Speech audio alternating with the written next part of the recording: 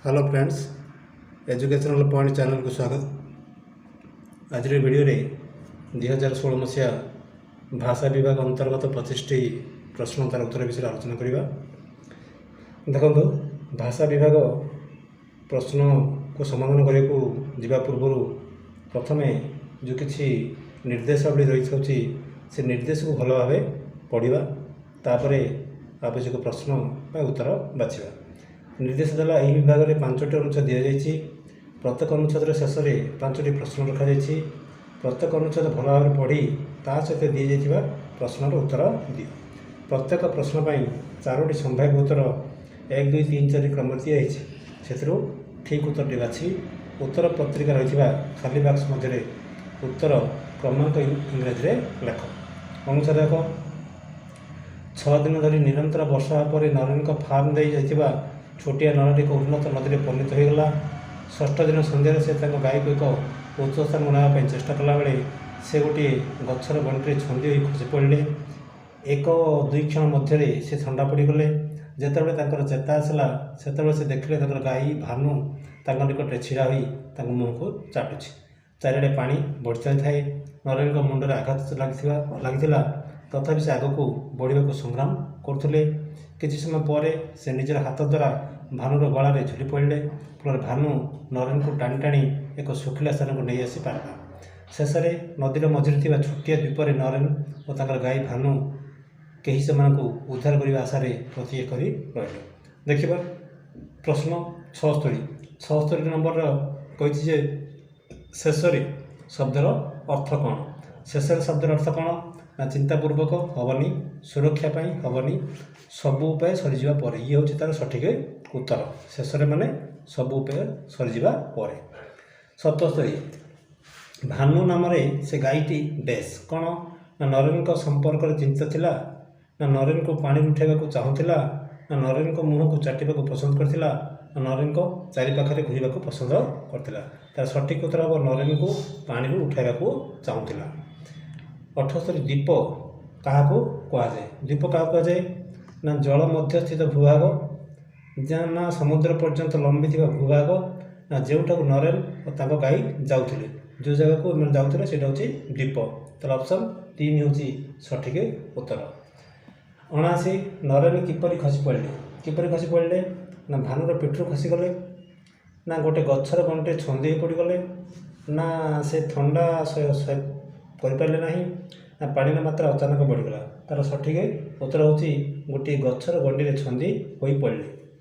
80 नरेन गाई गुड़ी को उच्च जगह को नहीं जाऊे कहीं ना वर्षा होता, नदी प्रबल भाव में बढ़ी चलता, शीत पड़ूला, सन्ध्या हो जाता। तार सठिक उत्तर हूँ 2 नदी प्रबल भाव में बढ़ी चलता। बर्तमान देखिए अनुच्छेद 2 से दिन सकाळे आई आसिया बेलू आम समस्त पुराणा जिनस जार व्यवहार हो नाला से सब को बाहर कर देइथिलु। किंतु मु जेतेबेले भी अपराह्न आसे देखे आई बारंडा छाई बसी गोटे छोट स्टूल रे बसी निजको पंखा करथिबे किंबा कैंप स्टोव जलाई चा तैयारी करथिबे। पाखर कौन पिलांकर रहिबार चिन्ह नथिला। तांकर गहना खाइबा जिनस और एसिड भली कटाक्ष बिना आउ किछि नथिला। मु जेतेबेले कार विषय प्रश्न कली से कहले प्रथम ओजन कर, तापर चिंता कर, पुणी जाई कथा कह। मु केबेले एपरी बसिया देखि नथिली। मु बड़ हो गले केबेले एभली भाव सबू सम्मुखस्थ होई नथिली। 81 नंबर देला कैंप स्टोव्र व्यवहार होउथिला कोथिपाई ना रोसई रे, ना पानी गरम करिबारे, ना चा गरम करिबारे। एटा होछि सठिक उत्तर चा गरम करिबारे। 82 बाहर कर देइथिलु। बाहर कर देइथिलु अर्थ कौन ना दूर को नहीं जाउथला, ना ध्यान आकर्षण करुला, ना उलटाई दि जाउथला, ना सफा कर जाउथला। तार सठिक उत्तर होछि 4 सफा कर देइथिला। 83 जेतेबेले मु तांको कार संपर्क में प्रश्न कली एथरे मु किए एथरे मु होछि लेखक। आईंकर केउ कार्य कहानीकारक सबुठारु कम पसंदर कथा थिला। कैंप स्टोव रे चा तैयारी करिबा, कार विषय रे कड़ा जवाब, बारंडा रे छाया रे बसिबा, ना पिला मनकर प्रतीक्षा करिबा। आ सठिक उत्तर होछि कार विषय रे कड़ा जवाब। 85 ଆଈ ଦ୍ୱିପହର ପରେ କେଉଁଠାରେ ବସିଥିଲେ? କେଉଁଠି ବସିଥିଲେ? ଗଡ଼ିରେ ନା ବାରଣ୍ଡାର ଛାଇରେ? ଏଇଟା ହେଉଛି ସଠିକ୍ ଉତ୍ତର, ବାରଣ୍ଡାରେ ଛାଇରେ। ଅନୁଚ୍ଛେଦ 3, ଭେନିସ୍ ଇଟାଲୀର ଉତ୍ତରରେ ଅବସ୍ଥିତ ଏକ ଆଶ୍ଚର୍ଯ୍ୟଜନକ ସୁନ୍ଦର ସହର। ଏହା କେବଳ ଗୋଟିଏ ଦ୍ୱୀପକୁ ନେଇ ନୁହେଁ, 117 ଦ୍ୱୀପକୁ ନେଇ ଗଠିତ। ପଥରରେ ତିଆରି ପ୍ରାୟ 400 ପୁରୁଣା ପୋଲ ଦ୍ୱାରା ଦ୍ୱୀପଗୁଡ଼ିକୁ ଯୋଡ଼ାଯାଇଛି, କିନ୍ତୁ ଏହି ସହରରେ ମୋଟର କାର ବା ବସ୍ର ପ୍ରଚଳନ ନାହିଁ। ଏଥିପାଇଁ ଭେନିସ୍ର ସଡ଼କ ମଧ୍ୟ ନାହିଁ। ପ୍ରତ୍ୟେକ ଲୋକ ନୌକା ଦ୍ୱାରା ଗୋଟିଏ ସ୍ଥାନରୁ ଆଉ ଗୋଟିଏ ସ୍ଥାନକୁ ଯାତାୟାତ କରିଥାନ୍ତି। ଏହି ନୌକାଗୁଡ଼ିକ ପ୍ରାୟ 150 କେନାଲ ବା ଜଳପଥରେ ଗତି କରିଥାନ୍ତି। ଏହାର ଜଳପଠାଗୁଡ଼ିକର ପାହାଚ ଓ ପାଚେରୀକୁ ସ୍ପର୍ଶ କରିଥାଏ। ଭେନିସ୍ର ପ୍ରତ୍ୟେକ ଲୋକ ଜଣେ ଜଣେ ଭଲ ନାବିକ। ସେମାନଙ୍କ ପାଖରେ ଲମ୍ବ ଓ ସମତଳ ଥିବା ଗଣ୍ଡୋଲା ନାମକ ନୌକା ଥାଏ, କିନ୍ତୁ ଏବେ ଅନେକ ପରିମାଣରେ ମୋଟର ଚାଳିତ ନୌକା ମଧ୍ୟ ଦେଖିବାକୁ ପାଇବ। ନମ୍ବର 86, କ'ଣ କହିଲା ନା ଭେନିସ୍ରେ ମୋଟର କାର କିମ୍ବା ବସ୍ ନାହିଁ, କାରଣ ସେଠାରେ ସଡ଼କ ନାହିଁ। ଏଇଟା ହେଉଛି ସଠିକ୍ ଉତ୍ତର, ସେଠାରେ ସଡ଼କ ନାହିଁ। 87, ଭେନିସ୍ରେ ଲୋକେ କିପରି ଯାତାୟାତ କରନ୍ତି?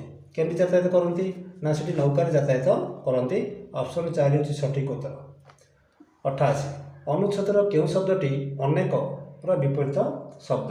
ଅନେକର ବିପରୀତ ଶବ୍ଦ ହେଉଛି କମ୍। 89, ଭେନିସ୍ରେ ସଡ଼କ ନାହିଁ, କ'ଣ ପାଇଁ? ନା ସମସ୍ତଙ୍କୁ ନୌକାରେ ଯାତାୟାତ କରିବାକୁ ଆବଶ୍ୟକ। ସେଠାରେ ଗୋଟିଏ ନୁହେଁ 117 ଦ୍ୱୀପ ରହିଛି। ସେଠାରେ 150 କେନାଲ ଅଛି।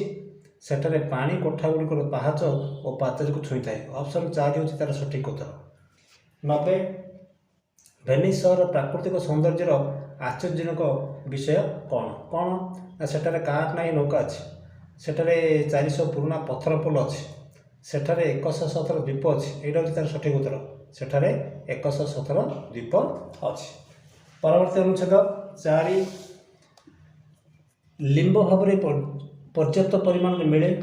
ଲିମ୍ବ ଭାରତରେ ପର୍ଯ୍ୟାପ୍ତ ପରିମାଣରେ ମିଳେ। ସମ୍ପୂର୍ଣ୍ଣ ବୃକ୍ଷ ତଥା ଏହାର ଡାଳ, ପତ୍ର, ଫୁଲ ସବୁଥିରେ ଔଷଧୀୟ ଗୁଣ ଥିବାରୁ ଏହା ଅନେକ ରୋଗୀଙ୍କ ଚିକିତ୍ସାରେ ବ୍ୟବହାର ହୋଇଥାଏ। ତାଜା ପତ୍ରରୁ ରସ ବାହାର କରାଯାଏ। ଏହାର ପତ୍ରକୁ ବାଟି ଗୁଡ଼ ସହିତ ମିଶାଇ ଏହାର ଲେପ ଦିଆଯାଇପାରେ। ଘା'ର ଚିକିତ୍ସା ପାଇଁ କିଛି ପତ୍ରକୁ ପାଣିରେ ସିଝାଇ ସେ ପାଣି ଉଷୁମ ଅବସ୍ଥାରେ ଯେପରି ଗରମ ଜଣେ ସହ୍ୟ କରିପାରିବ, ଘା ପରିଷ୍କାର ପାଇଁ ବ୍ୟବହାର କରାଯାଇପାରିବ। 2 ଟୋପା ଲିମ୍ବ ତେଲ ଘା ଉପରେ ପକାଯାଇପାରେ। ଆଲର୍ଜି ଘା ହେଲେ ତା'ର କୁଣ୍ଡେଇ ହେବା ବନ୍ଦ କରିବା ପାଇଁ ନିମ୍ବର ବ୍ୟବହାର କରାଯାଏ। ଲିମ୍ବର ମଞ୍ଜିକୁ ବାଟି ମୁଣ୍ଡରେ ଲଗାଅ ଓ 10 ମିନିଟ୍ ରଖିବା ପରେ ଧୋଇଦିଅ। ସେଥିରେ ରୂପୀ ନଷ୍ଟ ହୋଇଯାଆନ୍ତି ଓ କେଶ ଉପୁଡ଼ିବା ମଧ୍ୟ ବନ୍ଦ ହୋଇଯାଏ। ଜଣ୍ଡିସ୍ରେ ଲିମ୍ବ ବହୁତ ଉପଯୋଗୀ। ମହୁ ସହିତ ମିଶାଇ ଏହାକୁ ଖାଇବାକୁ ଦିଆଯାଇପାରେ। ଗୋଡ଼ ଫଟା ଭଲ କରିବା ପାଇଁ ଲିମ୍ବ ପାଣିରେ ଗୋଡ଼ ବୁଡ଼ାଇ ରଖିବା ଦରକାର। ଲିମ୍ବ ପତ୍ରର ପାଉଡ଼ର ବ୍ୟବହାର କରି ଶସ୍ୟ ଓ ଡାଲି ଜାତୀୟ ଫସଲ ସାଇତି ରଖାଯାଇପାରେ। ଲିମ୍ବର ଖୁବ୍ ମହତ୍ତ୍ୱ ରହିଛି, କାରଣ ଏହାକୁ ସୁନ୍ଦର ସ୍ୱାସ୍ଥ୍ୟ ଓ ଦୀର୍ଘ ଜୀବନର ପ୍ରତୀକ ଭାବରେ ଗଣନା କରାଯାଇପାରେ। କଥା ହେଉଛି ଏଠି ଆମର ଲିମ୍ବର ଉପକାରିତା ବିଷୟରେ ଆଲୋଚନା କରାଯାଇଛି। ପ୍ରଥମ ପ୍ରଶ୍ନ ହେଲା, ଲିମ୍ବ ମଞ୍ଜି ଡ୍ୟାସ୍ ପାଇଁ ଖୁବ୍ ଉପଯୋଗୀ? କେଉଁଥିପାଇଁ? ଚର୍ମ ନା କେଶ ନା ମୁଣ୍ଡ ନା ପେଟ? ସଠିକ୍ ଉତ୍ତର ହେଉଛି କେଶ।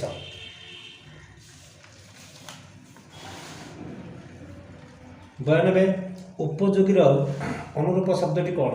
ଉପଯୋଗୀର ଅନୁରୂପ ଶବ୍ଦଟି ହେଉଛି ଫଳପ୍ରଦ। ଅପସନ୍ 3। 93, ଶସ୍ୟ ଓ ଡାଲି ଜାତୀୟ ଦ୍ରବ୍ୟ ଲିମ୍ବର ଡ୍ୟାସ୍ ଦ୍ୱାରା ଉପକୃତ ହୁଅନ୍ତି? କେଉଁଥିରେ ଉପକୃତ ହୁଅନ୍ତି? ଶୁଖିଲା ପତ୍ର ଦ୍ୱାରା। 94, ସହ୍ୟର ବିଶେଷଣ ପଦ କୋଉଟା ହେବ? ସହନ କରିବା ନା ସହନଶୀଳ ନା ସହିବା ନା ସହନୀୟ?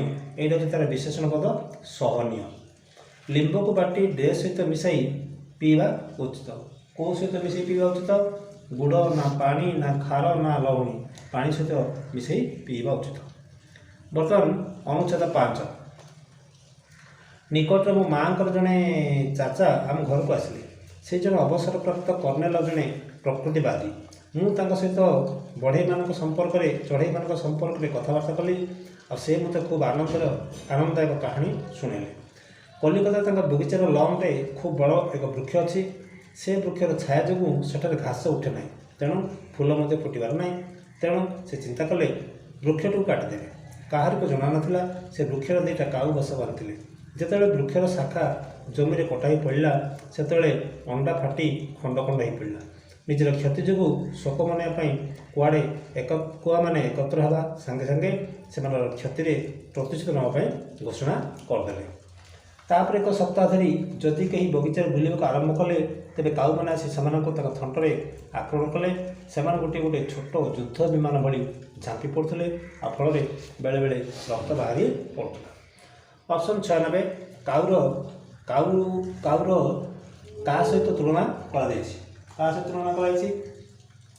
ଫୁଲ ଓ ବୃକ୍ଷ ସହିତ, ଯୁଦ୍ଧ ବିମାନ ସହିତ। ଏଇଟା ହେଉଛି ସଠିକ୍ ଉତ୍ତର, ଯୁଦ୍ଧ ବିମାନ ସହିତ। ଅନୁଚ୍ଛେଦରେ ଲଢ଼ାଇ ସମର୍ଥ ଅର୍ଥଟି କ'ଣ? ଲଢ଼େଇର ସମର୍ଥ ଅର୍ଥ ହେଉଛି କାମୁଡ଼ିବା, ଭାଙ୍ଗିବା, ଆକ୍ରମଣ କରିବା। ଆକ୍ରମଣ କରିବା ହେଉଛି ତା'ର ସମର୍ଥ ସମାନ ଅର୍ଥକ ଶବ୍ଦ। କେଉଁ କାରଣରୁ ଜଣାପଡ଼େ ଯେ ଚାଚା ପ୍ରକୃତିବାଦୀ ଥିଲେ? କେଉଁ କାରଣରୁ? ନା ସେ ବୃକ୍ଷକୁ କାଟି ପକାଇଥିଲେ, ତାଙ୍କ ଉପରେ କାଉମାନେ ଆକ୍ରମଣ କଲେ, ତାଙ୍କ ବଗିଚା ମଧ୍ୟରେ ଫୁଲ ରହିବା ପସନ୍ଦ ନଥିଲା, ସେ କାଉମାନଙ୍କ ସମ୍ପର୍କରେ କହିଲେ। ଅପସନ୍ 2 ହେଉଛି ତାଙ୍କ ଉପରେ କାଉମାନେ ଆକ୍ରମଣ କଲେ। ଇଏ ହେଉଛି ସଠିକ୍ ଉତ୍ତର। ନେକ୍ସଟ 99 ଅନୁଚ୍ଛେଦରେ ତିଆରିର ସମାନାର୍ଥକ ଶବ୍ଦଟି କ'ଣ? ତିଆରି ମାନେ ହେଉଛି ଗଢ଼ିବା। ଏଇଟା ହେଉଛି କାମୁଡ଼ିବା ହେବନି, ବାନ୍ଧିବା ହେବନି, କାଟିବା ହେବନି, ଗଢ଼ିବା ହେବ ସଠିକ୍ ଉତ୍ତର। ଲାଷ୍ଟ ତାଙ୍କ ଚାଚା କାହିଁକି ବୃକ୍ଷକୁ କାଟିଦେବାକୁ ସ୍ଥିର କଲେ? କ'ଣ ପାଇଁ ସ୍ଥିର କଲେ? ନା ଚାରା ବଢ଼ିବା ପାଇଁ ପ୍ରଚୁର ପରିମାଣର ଖରା ମିଳୁନଥିଲା, କାଉମାନଙ୍କ ଦ୍ୱାରା ସେ ହଇରାଣ ହେଉଥିଲେ, ସେ ଜଣେ ପ୍ରକୃତିବାଦୀ ଥିଲେ, ବୃକ୍ଷ ଖୁବ୍ ବଡ଼ ହୋଇଯାଇଥିଲା। କଥା ହେଉଛି ଏଇଟା ସଠିକ୍ ଉତ୍ତର ହେବ, ସେ ଜଣେ ପ୍ରକୃତିବାଦୀ ଥିଲେ। ଆଶା କରୁଛି ଆପଣମାନଙ୍କୁ ଏହି ଭିଡ଼ିଓଟି ଭଲ ଲାଗିଥିବ। ଏହିଭଳି ଅଧିକରୁ ଅଧିକ ଭିଡ଼ିଓ ପାଇବା ପାଇଁ ହେଲେ ଆମର ଏହି ଚ୍ୟାନେଲକୁ ଲାଇକ୍ କରନ୍ତୁ, ସେୟାର କରନ୍ତୁ ଏବଂ ସବସ୍କ୍ରାଇବ୍ କରନ୍ତୁ। ଧନ୍ୟବାଦ।